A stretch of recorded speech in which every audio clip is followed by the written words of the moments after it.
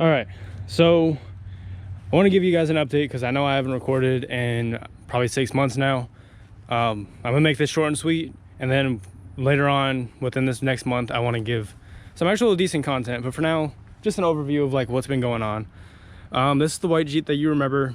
I'll probably put up a picture right here of the last time that I actually put this on my channel. I think it was in my last video. Final steps, I'm just pulling this motor. Originally we were gonna fix this, but then I found out that the frame, yeah, I'll just show you actually. Right here is Bluetooth. So I've just been slowly selling parts off of it. That's the entire interior harness. Once I pull this motor, then it'll get scrapped. I'll probably take the front axle. Other than that, that's that. This is all garbage. Then we come to the good part. Here, let me just do this real quick. So this is a stock daily, two-wheel drive 94. It's got about 50,000 miles. Nothing crazy about this. Let me not show you back there yet. Yeah, nothing crazy. It rides really good. The leaves are turning upside down. Somebody hit me in a Walmart parking lot and ran. Missing a rear bumper. Other than that, nothing crazy. Let's do this. And then, oh fuck, I showed you. Okay, well, you get to see it early. This is my 96. I bought this a little over a year ago.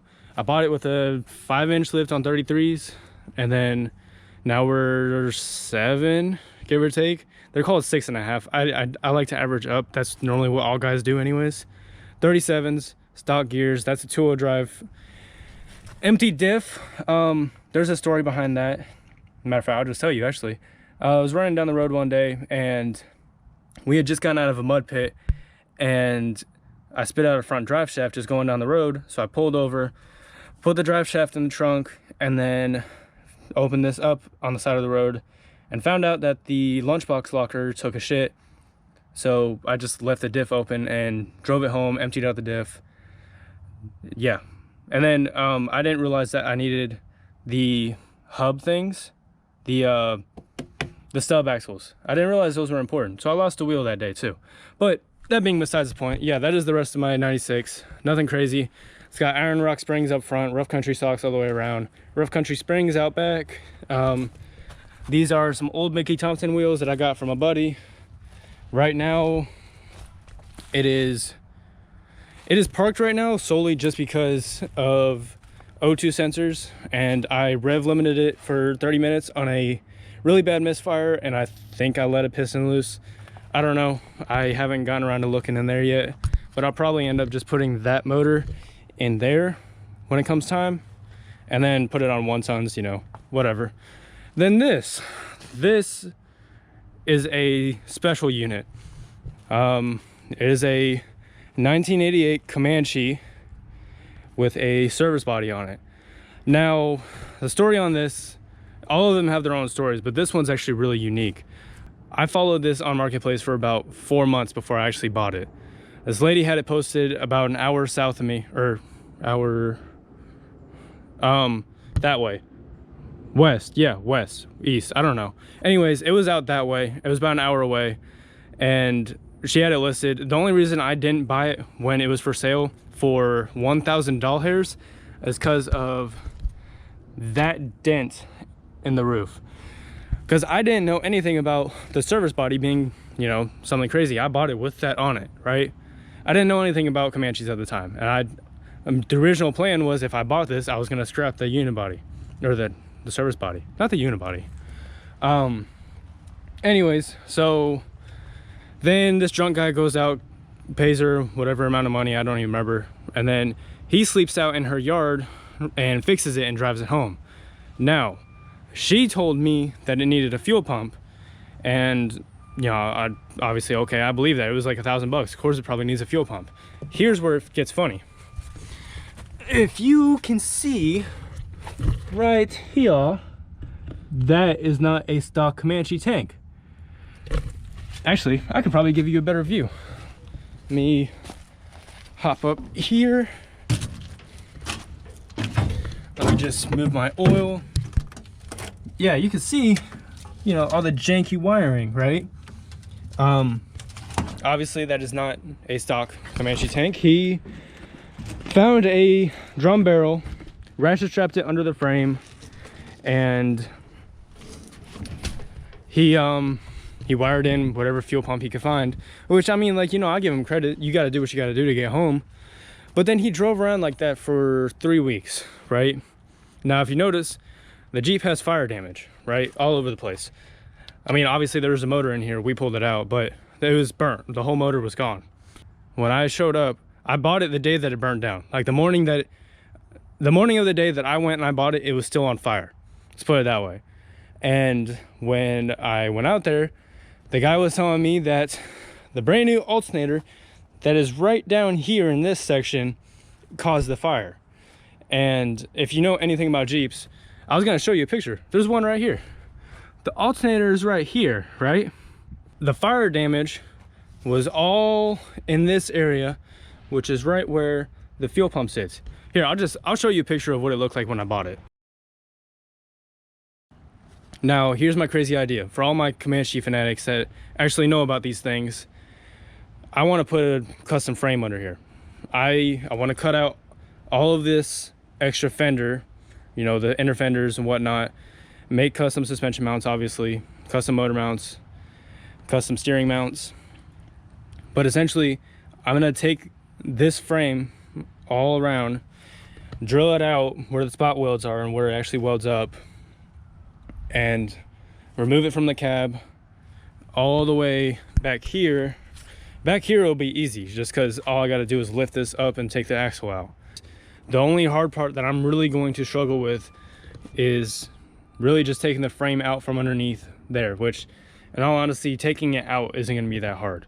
And then measuring the frame, getting it welded up, or not welded, measuring the frame, getting measurements, and then sending it off to, I found a company out in Ohio, I believe, that is going to make custom frame rails, and then I am responsible for everything else, obviously. But as long as I have the frame rails, then that doesn't matter, that's fine. I think the one thing that I'm really going to struggle with is, the idea for this build is I want there to be an LS, whether it be a 5.3, 6 liter, whatever, and then LS drivetrain, Ford 1-tons. I want this to literally, like, the body right here is the only thing that's going to be Jeep. I want the rest of this to be able to do the same thing that a Ford F350 would be able to do, like truck stuff. I want this to be a true 1-ton build. But the one thing that I really think that I am personally going to struggle with, because, like, I'm not new, but I'm not, you know, aged either. I'm in between. Like, I know some, but I don't know much. So I think where I'm going to struggle the most on this is a body work in this area, because, like, you know, the dings, you know, the roof line right there, that right there, that I think, and, you know, like the floors, you know, that's not that hard.